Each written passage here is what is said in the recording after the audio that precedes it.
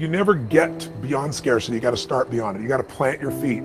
And so many people say, well, when I'm rich, I'll give some money. Right. If you won't give a dime out of a dollar, you're not. I can promise you're not going to give 10 million out of 100 million. Right. Not in a trillion years. So if you start, what I always believe is it transforms you. I had a group of kids that I went to, like when I was 31 years old. I was invited to this grade school in Houston, Texas, and each grade did a little mini assembly for me of how they used my stuff, at that year.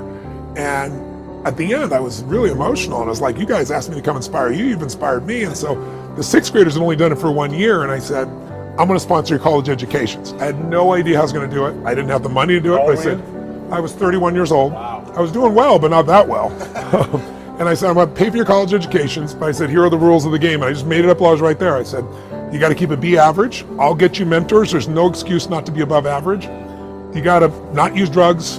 You not get yourself in prison. And you got to give me 20 hours of community service a year. Wow. And the reason I did that is I don't have a college education, but I knew if I got these kids who thought they needed something to be the ones to go give something, it would change their identity, it would change their life more than college. Right. And ironically, I think we had 70 kids originally. I lost 95 kids I was going to lose. I lost the first year. It was like 30 kids. And the reason was their parents did not want them to have to do community service. They said they should be receiving, they shouldn't have to work.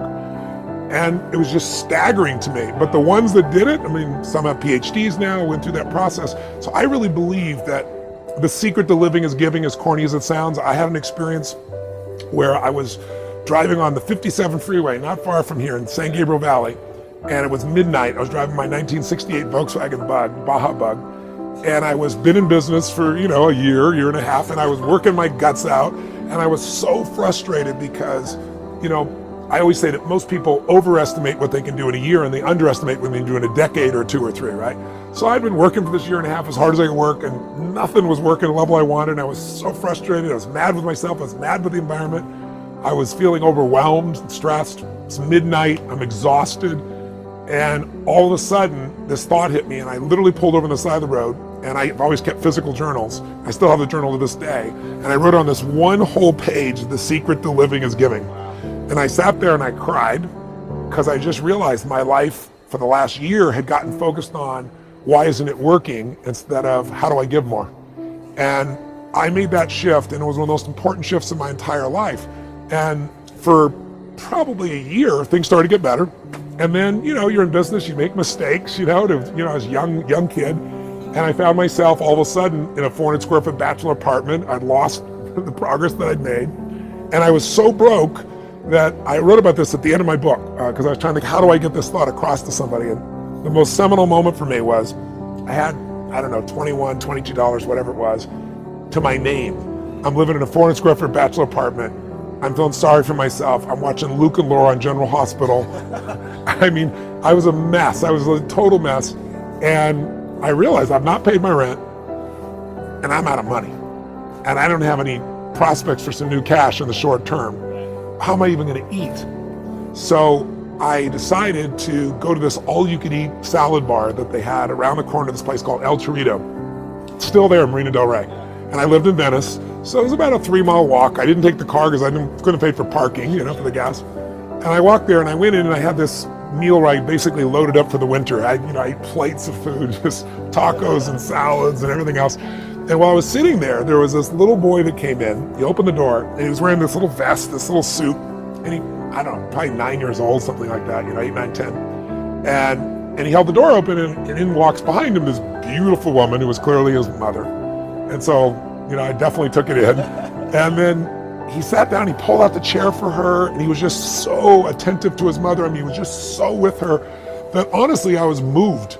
And so I finished my meal, and then I got up and I paid the bill, and it was like $6 in those days, for all you could eat salad bar, whatever it was. And so I had whatever's left, $17, $18, $19. And I walked over to this little boy before I left. And I said, hi, and I introduced myself. I said, I'm Tony, and he told me his name was Paul or whatever it was. I don't remember his name. This little boy. I said, Paul, you are a class act. I said, I saw I held the door open for your woman. I saw how you pulled up the chair for her. I said, taking her out to lunch like that is really cool. And he goes, well, she's my mom. Right. And I said, that's even more cool. And I said, take her to lunch. He goes, well, I didn't take her to lunch. He goes, what? I think he said he was 8 or 9. He said, I'm 9 years old. I don't have a job yet. And I said, yes, you are taking her to lunch. And I reached in my pocket and I took all the money I had left, whatever it was, $17, $18, $19, and I dropped it in front of him. I had no plan to do this. It wasn't like manufactured. I wasn't trying to impress this woman. And he looked up at me like shocked and he goes, I can't take that. And I said, sure you can. He said, how come? I said, because I'm bigger than you are, right? And he laughed like crazy and I didn't even say another word. I just walked out the door. Didn't even look at his mom. You didn't get her number, huh? No, I didn't get her number. And I got to tell you, it was the most powerful experience of my life because I didn't walk home. I kind of flew home. And I should have been like, what is the matter with you? You have no money for food. You get the last little pennies you have left. But I had no fear. I had no scarcity. And I got home and I realized what I'd done. It was like, I have no money now. I have like no money, nothing, right? I was trying to conserve by going there, And I don't know. I've worked on a plan. I figured I'll figure this out. And the next day I got the old snail mail and came in around like noon. And I pull out this letter and there's a young man that I had loaned $1,200 to. And he had not paid me back. And I was desperate for cash. I probably called him 10 times trying to track him down. Not a single response. And I was so hurt and pissed. And here's the letter from this guy saying, I'm really sorry. I know you've been trying to reach me. I've been avoiding you, and here's the money you owe, and I'm gonna give you some interest as well. So I got, at that point, that was like more money than anything. And so once again, I'm sitting there, tears going down my face. I'm an emotional character. And I just thought to myself, why did this happen? And I chose to believe, I don't know if it's true, but I chose to believe that it's because I let go of trying to just take care of myself. I did what was right. I didn't plan it. I did it spontaneously. I saw it. That felt right to me. I did it. And I felt no scarcity. And I can tell you, I've had plenty of tough times. I have 18 companies and 12 I manage actively. I got 1,200 employees on multiple continents. We do $5 billion a year in sales across different industries now. I mean, it's a different world for me now. But since that, and I've been near bankruptcy multiple times in companies and things like that. I pulled it off always, never went bankrupt. But I faced really tough times. I never went back to that level of scarcity, not since that day. So it's a long way of saying, when you have nothing is when you need to give. If you're gonna wait till you think you have something, you're never gonna have something of any size or scope. There's something inside the human psyche that when you do what's right and you get outside of yourself, there's something that'll click for you. And also, tithing is a perfect example. I don't know anybody, regardless of religious belief, who's tithed 10% of their income for a decade and not prospered massively. And Sir John Templeton was the first billionaire investor, was the first person who said that to me. He said, Tony, I know you tithe, but he said, tithe more.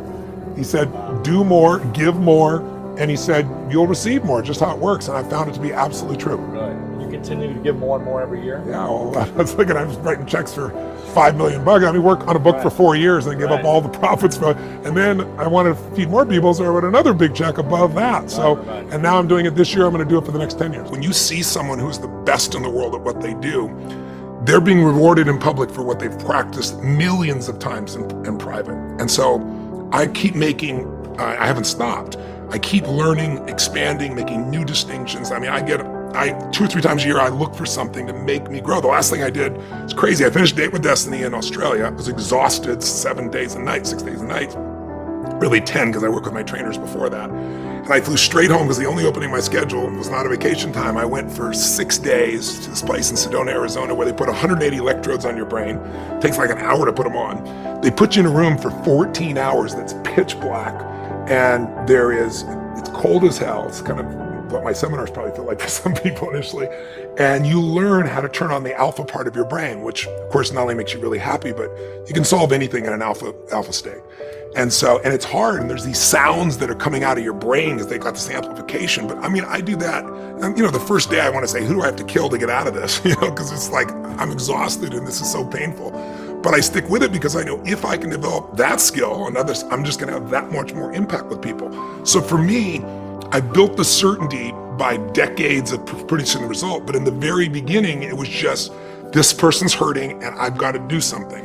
And that core aspect of me hasn't changed to this day as it was back then, but I was fortunate enough to succeed and figure things out, and you build on success. Yes. And it's not that I've never failed. I've failed plenty of times, but not, if I fail with somebody, I just do something else. And if that fails, I do something else. It's like I always say to people, how long do you give your average child to learn how to walk? Before you cut them off and say, you're not a walker. You go, my kid's gonna keep trying until they learn to walk. That's why almost everybody walks. So I just keep changing until I find the way.